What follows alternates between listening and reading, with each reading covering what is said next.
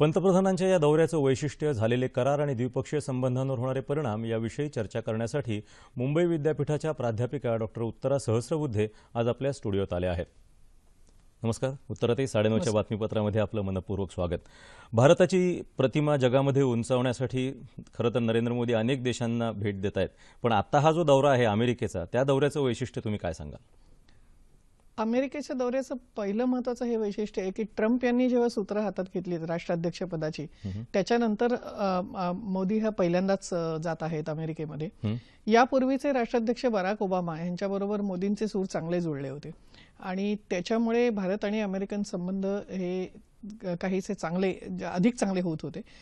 आता ट्रम्प सत्तेवरती आल्यानंतर ज्या वेगवेगळ्या प्रकारे एक प्रकारची अनप्रेडिक्टेबिलिटी आलेली आहे अमेरिकेच्या एकूणच परराष्ट्र धोरणामध्ये, तर ही संधी आहे मोदी यांना की भारताचे संबंध हे चांगले राहतील आणि जे काही वादाचे मुद्दे आहेत दोन देशांमध्ये त्यांना बाजूला सारून चांगले संबंध पुन्हा एकदा निश्चितपणे अधिक चांगल्या प्रकारे त्यांना सुरळीत करण्याची संधी मिळालेली आहे मोदींना. थोडीशी तुलना करायची म्हटली तर ओबामा आणि ट्रम्प, नुकतेच पायउतार झालेले ओबामा, तर या दोघांच्या संबंधांमध्ये विचार करता आपल्यासाठी योग्य व्यक्ती कोण? हे सांगणं तसं कठीण आहे. ओबामांचे वैयक्तिक संबंध मोदींशी चांगले होते आणि ओबामांच्या काळामध्ये भारत आणि अमेरिका संबंधांना बळकटी आली, ही वस्तुस्थिती आहे. परंतु तसं आपण जर एकूण भारत अमेरिका संबंधांचा इतिहास जर बघायला गेला तर एक निक्सन यांच्या राजवटीचा अपवाद वगळला तर एकूणच रिपब्लिकन पक्षाचे जे अध्यक्ष आहेत ते भारतासाठी अधिक फायदेशीर ठरलेले आहेत आणि जे डेमोक्रॅटिक पक्षाचे अध्यक्ष आहेत, ज्याच्यामध्ये क्लिंटन यांचाही समावेश मी करते, त्यांनी काहीशी ताठर भूमिका भारताच्या विरुद्ध घेतलेली आहे. त्या दृष्टीने पाहिलं तर ट्रम्प हे रिपब्लिकन पक्षाचे आहेत आणि त्याच्यामुळे त्यांच्याकडनं चांगल्या संबंधाची अपेक्षा करायला आपल्याला हरकत नाही. परंतु स्वतः ट्रम्प हे त्यांचं जे वागणं आणि त्यांची धोरणं ही जी आहेत ती इतकी चमत्कारिक आहेत की त्यांच्याबद्दल काहीही भाकीत करणं हे वस्तुतः अतिशय कठीण होऊन बसतं.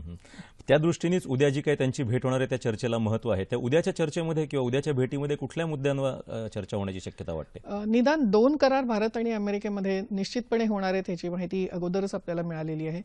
त्यातला एक असं आहे की अमेरिका आपल्याला काही ड्रोन पुरवणार आहे. हे जे ड्रोन आहेत ते जे मानवविरहित असे आहेत आणि ज्याचा उपयोग भारताचं नौदल हे हिंद महासागर क्षेत्रामध्ये जे सर्व्हिलन्स आपण करतो, जिथे ती पाळत ठेवण्याचं जे काम आहे, पेट्रोलिंगचं काम आहे, त्याच्यासाठी करणार आहे. याचं महत्त्व असं आहे की चीन ह्या क्षेत्रामध्ये गेली अनेक वर्ष आपलं पाय रोवण्याचा प्रयत्न करतोय आणि चीन इथे पेट्रोलिंग देखील करत असतं आणि त्यामुळे अशा तऱ्हेची यंत्रणा आपल्याला मिळणं हे महत्त्वाचं आहे. त्याच्यामुळे आपल्या नौदलाच्या जे आपण ज्याला मानवी संसाधन म्हणतो त्याच्यावरती जास्त ताण न येता देखील आपल्याला पेट्रोलिंग आणि सर्व्हेलन्स हे दोन्ही तितक्याच जोमाने चालू ठेवणं त्याच्यासाठी उपयोग होईल.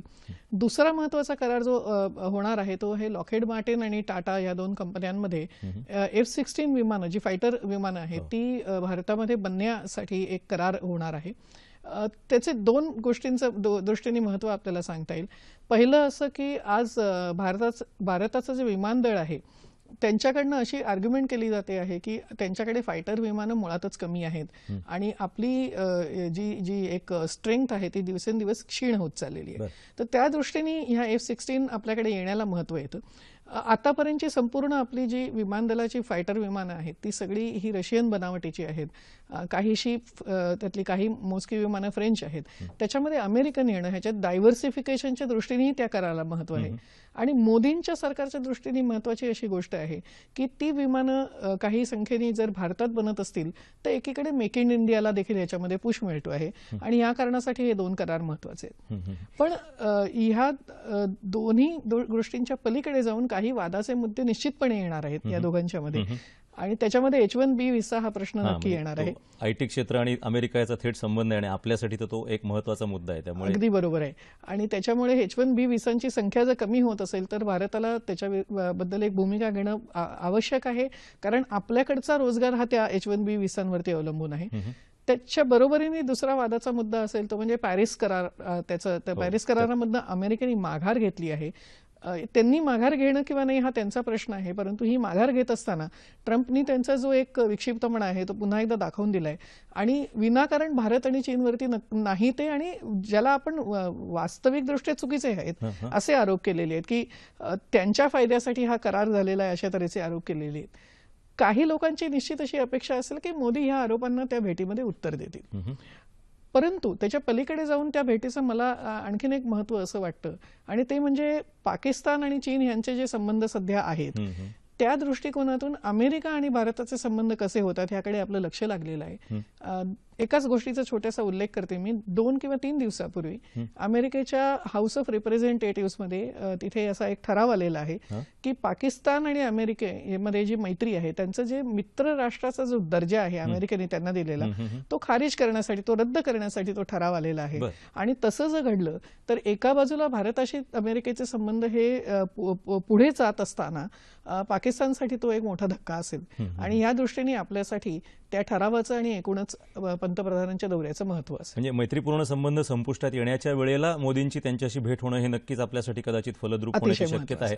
या दृष्टीने एक विचारायचं की दहशतवादासंदर्भामध्ये आपल्याला काही जास्त पाठबळ मिळेल की आपण त्याला विरोध किंवा त्या दृष्टीने पाकिस्तानवर वचक असा सगळा काही त्याचा पट असेल का? ओबामांच्या पेक्षा ट्रम्प यांच्याकडनं निश्चितपणे ती अपेक्षा आहे. कारण ट्रम्प यांची जी आतापर्यंतची विधानं आहेत ती दहशतवाद्यांना आम्ही एकटं पाडू, आम्ही त्यांच्याविरुद्ध कठोर कारवाई करू आणि या पद्धतीची जी त्यांनी आणि विशेषतः इस्लामिक दहशतवादाच्या विरोधात त्यांनी घेतलेली भूमिका, किंवा पाकिस्तानचा मित्रराष्ट्राचा दर्जा खारिज करण्यामध्ये हाही एक मुद्दा आहे की पाकिस्तान हे दहशतवादाला चालना देणारं राष्ट्र आहे आणि त्यामुळे अमेरिकेला त्याची चिंता वाटते. आणि त्याच्यामुळे दहशतवादाच्या विरोधी जी लढाई असेल त्याच्यामध्ये भारताला अमेरिकेचा निश्चितपणे पाठिंबा मिळेल. आता थोडंसं जाऊया की ते ज्या देशातून अमेरिकेमध्ये गेले, पोर्तुगालला त्यांचा पहिली भेट होती आणि तिथेही काही करार झाले. या करारांचं आपल्या दृष्टीने कितपत महत्व आहे किंवा कुठल्या क्षेत्रातले ते करार होते? मला असं वाटतं की पोर्तुगालचं जे महत्व आहे भारतासाठी ते विशेषतः तिथे जो भारतीय डायस्पोरा आहे, भारतीय वंशाचे अनेक लोक तिथे राहतात, त्याचं हे खूप महत्व आपल्यासाठी आहे. आणि आपण जर पाहाल तर सध्याचे जे पंतप्रधान आहेत पोर्तुगालचे, अँटोनियो कोस्टा, हे भारतीय वंशाचे आहेत. म्हणजे त्यांचे वडील हे तिथे मायग्रेट झालेले आहेत. या दृष्टीने पोर्तुगाल हे अतिशय महत्त्वाचं राष्ट्र आहे. परंतु पोर्तुगाल काय किंवा आता परतीच्या वाटेवरती जेव्हा पंतप्रधान जाणार आहेत नेदरलँड्समध्ये, ही दोन्ही राष्ट्र ही युरोपियन युनियनची सभासद राष्ट्र आहेत. आणि युरोपियन युनियनशी आपले जे काही करार आहेत, विशेषतः व्यापार असेल, त्या संदर्भामध्ये ह्या दोन्ही देशांना महत्त्व आहे.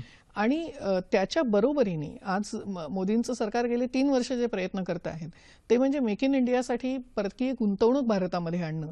याच्यामध्ये विशेषतः नेदरलँड्सचं तिथे महत्त्व असेल आणि तिथून भारतातल्या उद्योगधंद्यामध्ये काही गुंतवणूक आणता येईल का ह्याचा प्रयत्न मोदी निश्चितपणे करणार आहेत. एकूणच तुमच्या मुलाखतीतनं हे चित्र स्पष्ट होतंय की या सगळ्या दौऱ्यामधून नक्कीच काही आश्वासक गोष्टी आपल्या पुढे उपस्थित होणार आहेत आणि त्या भारताच्या दृष्टीने नक्कीच फायदेशीर असतील आणि ते तसंच घडू अशी आपण अपेक्षा करूया. आपण इथे आलात आणि ती माहिती दिली त्याबद्दल मनापासून धन्यवाद. धन्यवाद.